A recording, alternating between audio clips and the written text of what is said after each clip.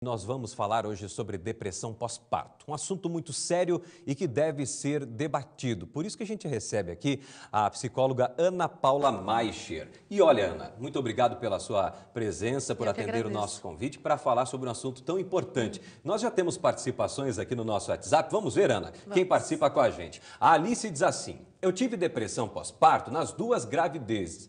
Foi terrível. Eu pensava muito em morrer. Eu tinha um sentimento que parecia que eu não amava os meus bebês e me sentia culpada. Essa é a situação, a história, o relato da Alice. Tem mais participações. A Tatiana: fiz tratamento durante 7 anos para engravidar e tive início de depressão pós-parto quando tive minha filha. Felizmente tem quem diga que é frescura, mas é uma sensação horrível. Eu só pedi a Deus que não deixasse eu me voltar contra a minha bebê. A participação da Tatiana, né? Gente, essas situações aqui, elas acontecem, mas nós vamos mostrar para você uma reportagem justamente sobre esse assunto. Acompanhe com a gente aqui no Balanço Geral. Alguns dias após o nascimento do segundo filho, aos 33 anos, Natália sentiu vontade de sumir. Ela desenvolveu sentimentos de desamparo, angústia e tristeza, e tudo isso durou por pelo menos 90 dias. Eu acordava bastante aflita, bastante triste, eu não tinha vontade de fazer nada, eu não tinha vontade de cuidar do meu filho, de fazer as atividades diárias, né?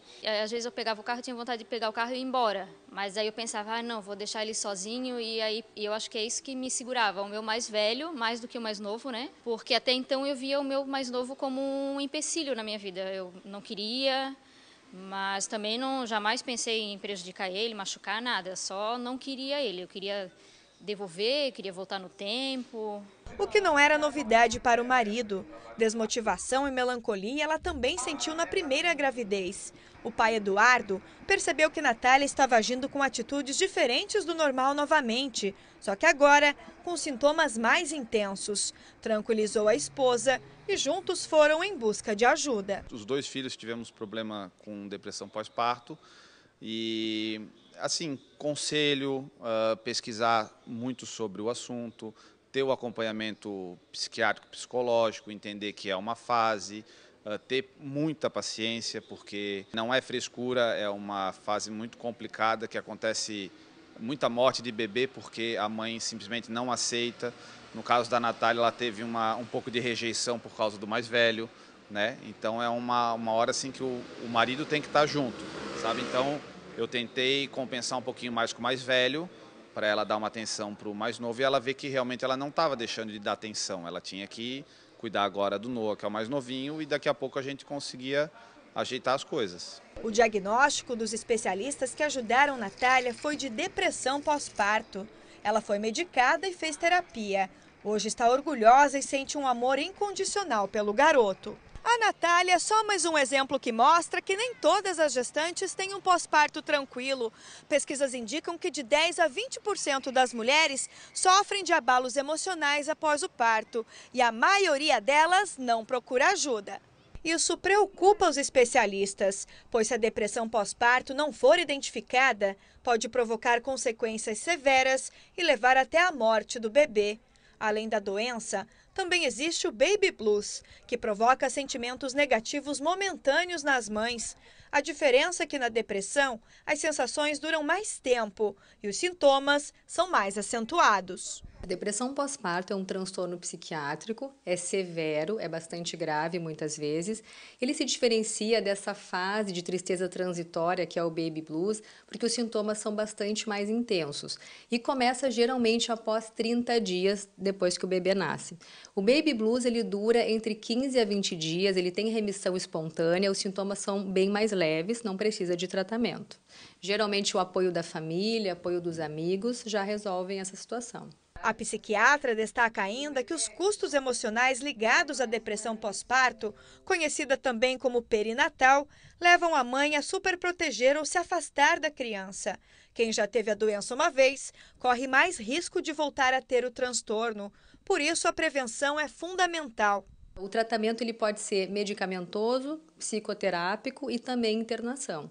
Então vai depender da avaliação do psiquiatra, é bastante importante em quaisquer sintomas, mesmo que pequenos, aqui o pai começou a perceber que ela está muito diferente, a mãe, a avó, os amigos começam a perceber algo diferente, leve ao psiquiatra, faça a avaliação, ele é o médico especialista que pode ajudar, vai direcionar o tratamento.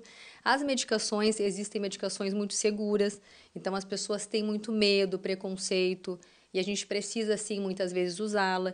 Os malefícios de o contato do bebê com uma mãe deprimida são muito maiores do que o uso das medicações psiquiátricas. A saúde mental de uma mãe precisa de atenção. Estudos mostram que mulheres que apresentam históricos de problemas psicológicos costumam encontrar maior dificuldade na busca por amparo.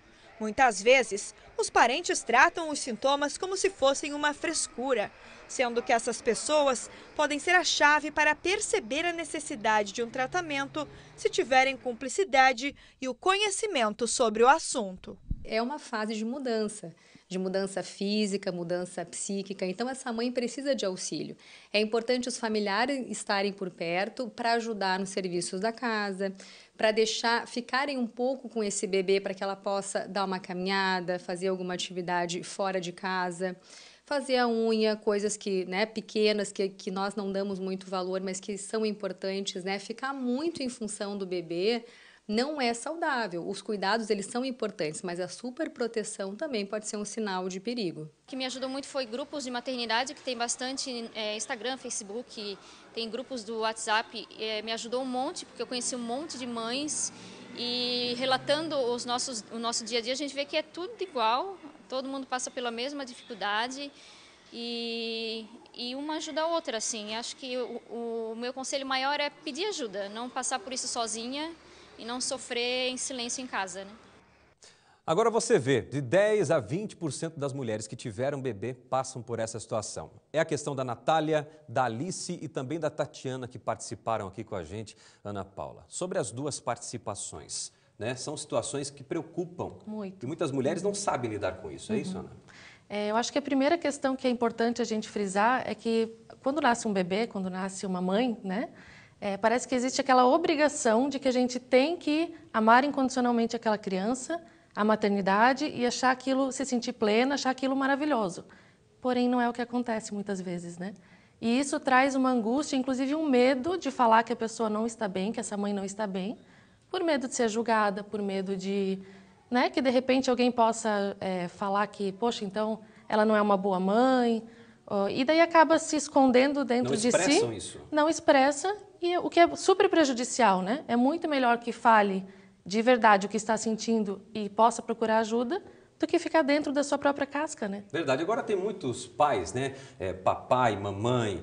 Quando o pai, a criança nasce, o pai deposita toda a responsabilidade da criança sobre a mãe e não contribui, não ajuda. E na reportagem a gente viu que quando ele percebeu que a situação estava acontecendo, né, ele tentou ajudar e dar atenção ao maior para que ela pudesse tivesse um pouco mais de tempo para poder tratar da criança. Isso é importante, esse apoio do parceiro? Essa rede de apoio familiar ou do parceiro faz toda a diferença nesse processo. Porque o que acontece? Muitas vezes os pais acham que eles são ajuda.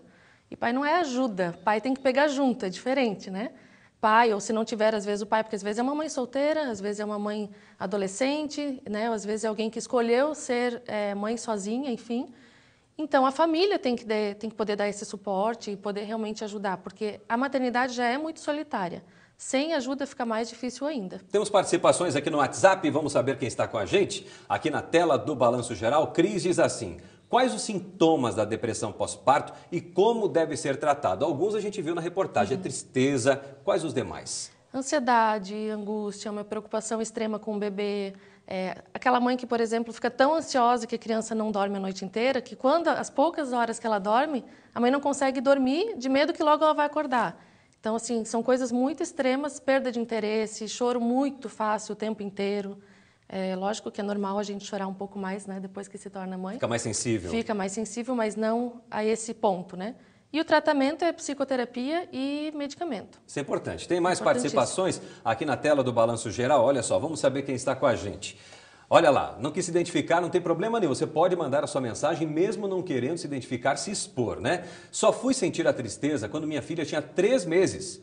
Pode ser considerada depressão pós-parto nesse caso? Não só no momento do nascimento, mas depois de 3, 4, 5 meses? Pode, aí depende da intensidade dos sintomas, como é que começaram, quanto tempo dura, tem outras questões que devem ser avaliadas, né? Mas pode. Interessante. Tem mais participações aqui na tela do Balanço Geral. O pessoal que manda as dúvidas, né? Querem respostas, querem saber o que está acontecendo e identificar os sintomas, que é importantíssimo, né, Ana? A Nath, como diferenciar a depressão do cansaço com os cuidados com o bebê? Aqui eu faço um acréscimo. Esses dias eu ouvi minha esposa conversando com alguém e até relatos de pessoas que a gente trabalha e a mãe dizia o seguinte, olha, às vezes o acúmulo de atividades e cuidado com a criança é tão grande que não dá tempo nem de ir ao banheiro. E é assim mesmo, Ana? Sim, é assim mesmo. A gente que tem 2 filhos, eu no caso tenho 2, tem outras que tem 3, 4, 5, enfim, a gente sabe que é exatamente assim. Com um já é difícil, imagina com mais de um, né? Mas acho que a principal questão para diferenciar é sempre a intensidade. O quanto que aquilo vem influenciando, o quanto que aquilo vem deixando com que a gente tenha a nossa própria rotina. Isso que é o mais importante de ser avaliado, né? E a família tem que sempre ficar muito atenta, né? Dar apoio. Dar apoio.